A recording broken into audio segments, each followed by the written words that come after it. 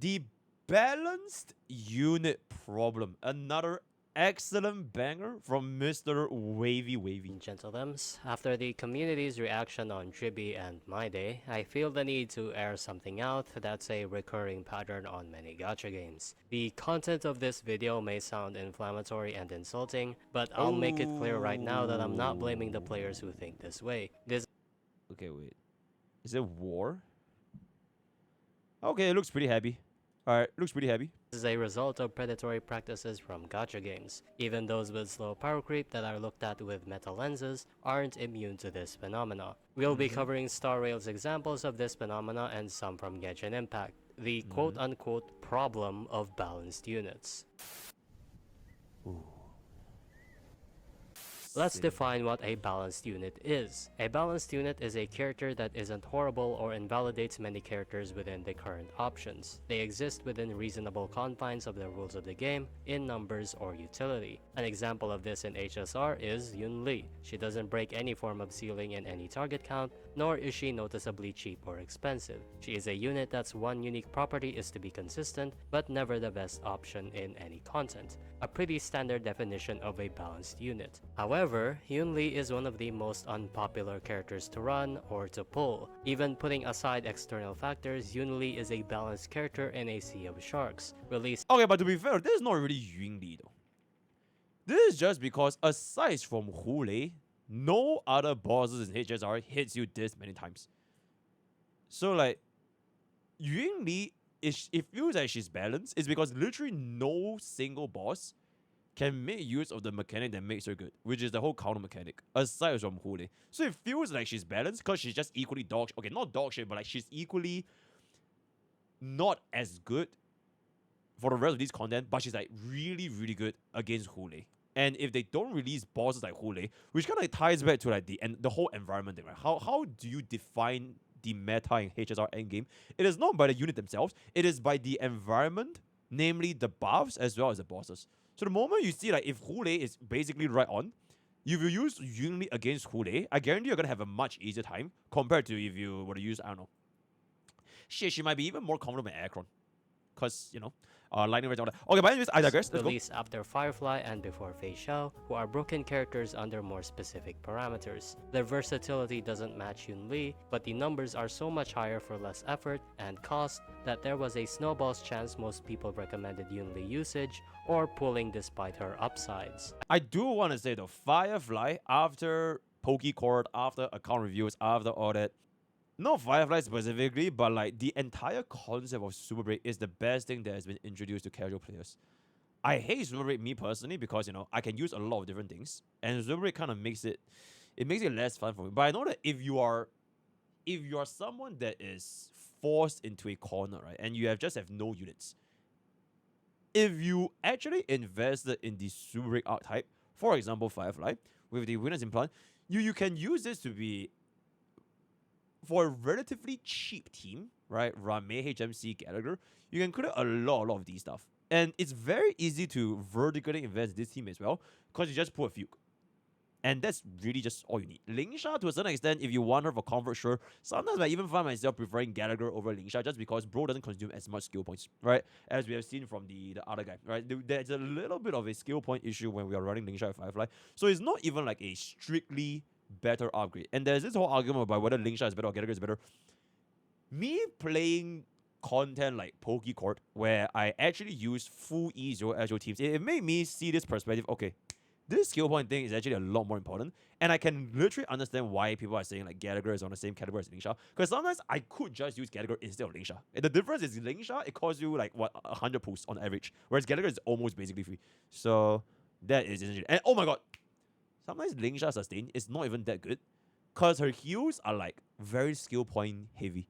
You're kind of forced to spend a skill point to get a heal. Whereas, okay, this is not a video to shit on Lingsha, but it's just a little more perspective as to why I think this whole Super Break archetype with Firefly, whatever, is very, very comfy. Very, very comfy, right? For example, if Fei Xiao were to use a team like this, right? If Fei Xiao were to be fair, the Robin equivalent to Rame, then Hanwha 7 is equivalent to Harmony Trailblazer. I think Fei Xiao does perform pretty similarly, but I don't think she'll be as comfortable just because they have more sustained pressure. One of the biggest benefits of Super Break, oh my god, I feel like I'm going tangent, but like Super Break, the ability to delay enemies and break them more means you technically take less damage. Especially with Tenant Open Room. You have less sustained pressure as a player compared to, for example, Face Out. Especially if you don't have a limited sustain like Aventry. Your next best bet is like, I don't know, where? I mean, you could run Gallagher, but like it's not gonna be as comfortable essentially. Right? Boss chance most people recommended Yunli usage or pulling despite her upsides. A unit that gets this treatment of unanimous skipping is not as rare as you think. Rappa and Jade were similarly underhyped due to the performance gap only mattering for AoE, which was a rarity. Bootil does big screenshot damage but offset by his target count issues and gameplay quirks. Even Aglaya is being skipped due to her specificity to Sunday and reliance on vertical investment. Okay, this did not age well. This last point, it did not age well because I think too many people are too fixated on the point that okay, she needs Sunday, as if the best teams to perform at like the highest caliber don't need their supports. Jiao without air, or rather Aircraft without Jiao. Firefly with or without Fuke, right? Face Yao with or without Babin. Is that you giving them their best unit? It shouldn't be a penalty. So I think this is not a good thing. But that being said, though, notice something here. I notice something here. A lot of these units, they are considered like balanced, right? It is really, at the end of the day, tied to your environment. I can say with certainty, if you put Jade back then, it was not a good pulling decision. Because the environment wasn't giving you a good bang for your buck, your good bang for a Stellar Jade, because there wasn't content where Jade excelled in up until recently. Very similar to the whole Reba thing as well, right? Because now that we saw the last MOC 2.7 Reba is clearing faster than 5 like even without Ninja Light Cone, you can say that it's not really because of the unit. It's just at the end of the day, this entire game with Hongi Starbucks, it is about the environment versus the units. If the unit is in the right environment, they could quite literally just, there was Quantum Weak Stage, but she wasn't that needed. And nowadays you have things like AoE, AoE, AoE. These units are gonna start performing. And then Boot Hill, back then there weren't this many situations where Boot Hill could get what did you call it? Less favorable in. I mean, technically you can still use Boot Hill to one shot Adventuring. But against True Swarm or against Nikador, I would feel that you will have a harder time using these hunt characters. Not impossible, right? Not impossible, but you will have a harder time. So, yeah, at the end of the day, it's just environment. Now, why is this a problem for anyone that isn't a Yunli fan or the other characters Blue Hill one-shots True Swarm in current at E0 as one team. Okay. mentioned? Hail Boot Hill, Hail Boot Hill. Really nothing. The ones that weren't said are the problem. Over the past year, we had 4 notorious damage dealers: Acheron, Firefly, Fei Xiao, and the Herta, with Castoris coming soon probably taking that title. That is a total of 4 confirmed DPSs among 10. While their differences among each other are pretty different, which is good to diversify the meta, they continuously keep one-upping each other. More numbers with less cost, easier gameplay, more versatility. This amount of ceiling breaking becomes the norm, which isn't healthy for the game. Ooh. The ceiling of damage is literally broken every patch. Holy shit, guys. Black Swan Kafka run me. 5.8 million. Jingliu Bronya Sparkle. 4 million. So this has gone from a 9.8 to 19 million. Okay, I don't know where these numbers are simulated from, but holy shit, that is a big jump. That is a big fucking jump. Damn. I like how this Fei Xiao team is literally dealing like quite literally more than double the damage of Jingliu. Wait, Fei Xiao does almost double the damage of Aircron? Surely not. What about Aircron with Jiao Qiu Sparkle? Okay, Sparkle. Okay, Jiao Qiu make Aircron kind of tie back with Fei Xiao again. Okay, cool. Game. For comparison, check Genshin It's AoE versus single target. Impact. I see. What could be considered a ceiling breaker for Genshin DPS over the past year is Mavuika and Hail Milani. Genshin, Though hail it seems Genshin. insane that both of these units still isn't directly better than the Jingliu Old New Villette, who has upsides in ease of use and team comp flexibility. I'm a tourist. I have no idea what's Everyone going on else outside of those three in that time frame is pretty much working at roughly the same level of being able to clear with differences in team compositions through the elemental system. Not to mention they released twice as many 4 stars with pretty decent power level. This amounts to 2 ceiling breaking DPS characters out of a whopping 11 DPS characters. A game being balanced Counterpoint.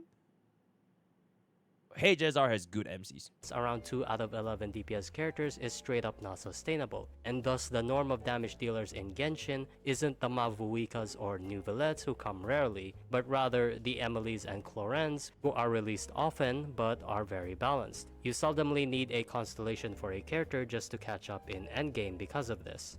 Either way, I feel like this is what my viewers feel every single time I use like a leak scenario out of thin air. Like, oh my god, this is equivalent to like your top lane running and down going 2-0 and then coming back with a Yasuo Hazuki with Mastery 7. Because I have no fucking idea what the fuck he's saying about Genshin Impact.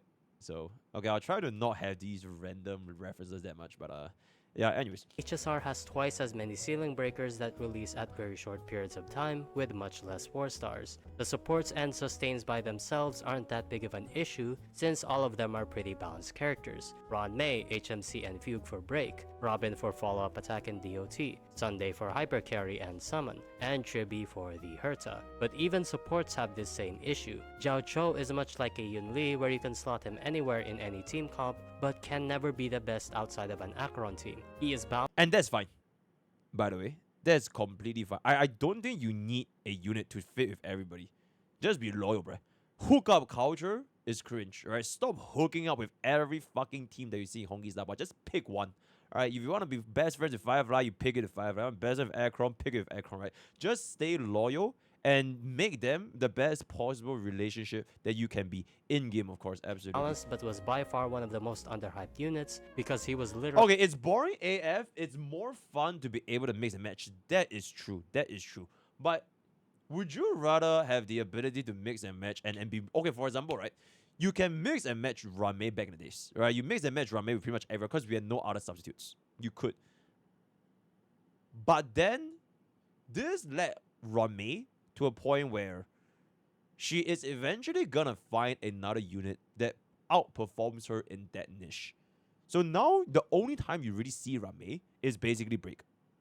And I'm not even sure how long she's gonna hold this because Fugue, you could potentially remove Ram and just run like Fugue Harmony Trailblazer. Like if you wanted to, you could try that. Whereas the ability to keep you being the jack of all trades, it quite literally leads you to potentially a master of none. Luckily for us, Rame is still super break specific, so that's good. Look at Sparkle. You know, technically Sparkle worked with every single hyper carry back then, right? You run around with Dale. You run around with Jing Hilo, right? You run around with I don't know, Scylla. You run Sparkle with everyone. She technically works with any hyper carry. And then they release another one that just does a job, but you know, easier as one. Really playing with fire among Sparkle broken is fine. Yep, that's harmonies. what you do. Imagine if there was only one outright broken harmony and Jiao Cho was the expected power of a support instead. We would be at a much better spot. The expectations of support units being better is not a fickle mentality. It's one of practicality because of power creep. And that's not to say that Genshin Impact doesn't have any. It's just that in HSR, there's a lot of rapid power creep. When nearly half the DPS are in a race to creep each other, with the other half not being able to get much of a say, people will start planning around that. When the norm becomes the DPS chart gets broken every 3 months, half the units are less valued. When the new ceiling breaker releases every 2 patches, the game gets a surge of massive revenue from the number adrenaline, enforcing statistics.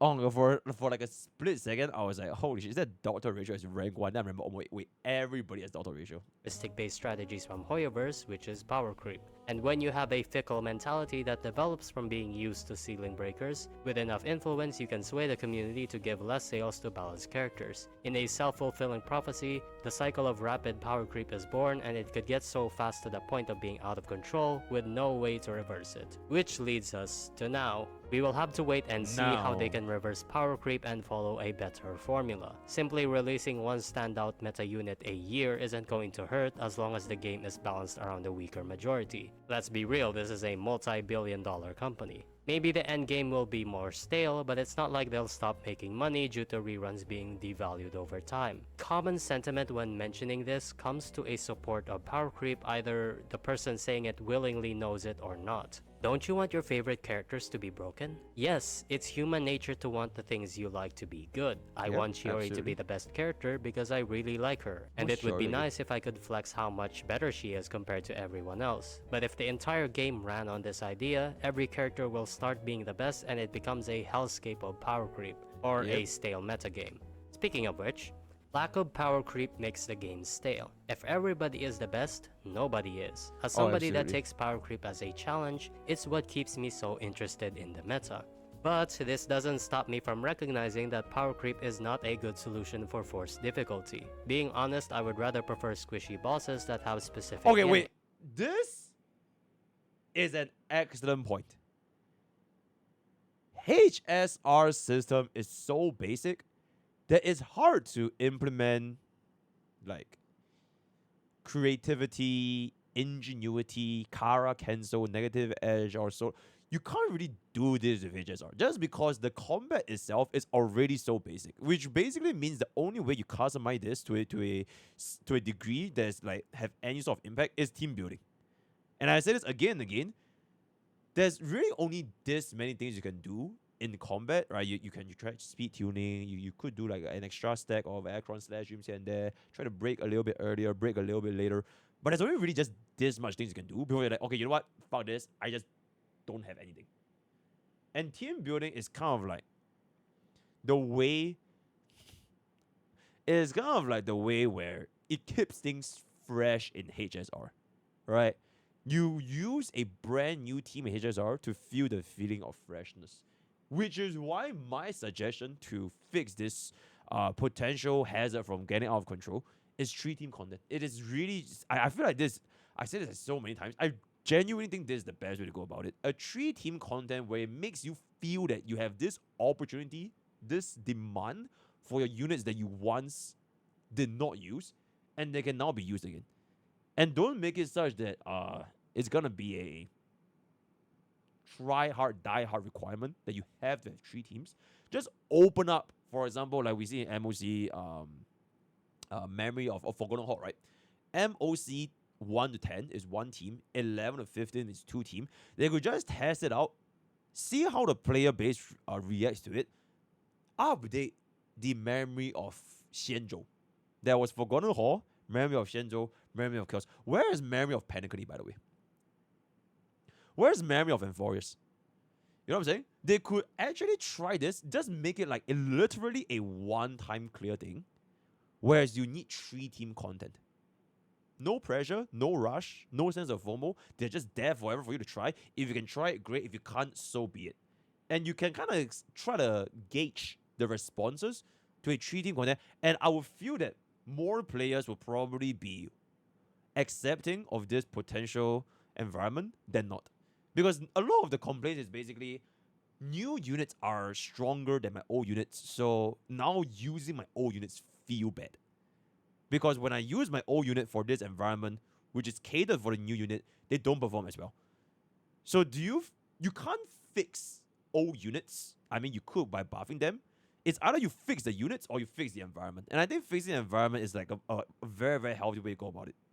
You create the environment in which you can then use these old units again. Because, for example, 3 team content, even if you had the best team right now, you still need one more team.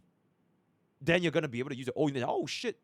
They can be put into work again. They are now no longer unemployed, staying at home, watching Netflix, chilling, doing nothing, rotting their lives. They can finally get off the goddamn bench. DOD can finally stand the fuck up and go to work, right? I think that is, in my opinion, the best way to go about it.